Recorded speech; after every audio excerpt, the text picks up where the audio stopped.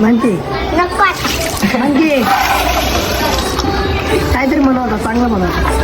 मी म्हणलो अरे दादा, जी श्रीमंत माणसं असतात त्यांना त्यांच्या पैशांचा लय घमंड असतो. पैशाचा घमंड असतो म्हणून बंगला घेतात, गाडी घेतात आणि ते मेले की त्यांचे मरावर टाकतात. त्याचा फायदा काय त्यांचा?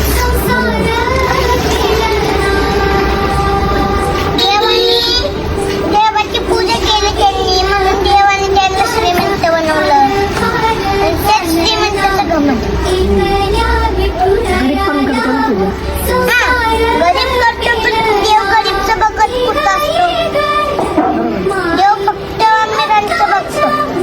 कारण की आम्ही मोठी अगरबत्ती लावतो, देवाची मूर्ती, चांदीची मूर्ती आणतो आणि त्या गरिबांचं काय, त्यांचं ते मनाची मटली काय 10-20 रुपयेवाली अगरबत्ती आणणार, दगडाची का मातीची मूर्ती बनवणार, त्यांच्या घरात ठेवणार. काय टेन्शन, तरी पण देव त्यांना पावत नाही. देवाचं पण काय आहे म्हणजे तुझं म्हणणं असं फक्त श्रीमंतालाच देव पावतो, गरीबाला नाही पावत. गरीबाला पावतो. गरीब गरीबच का राहिलं? गरीब आतापर्यंत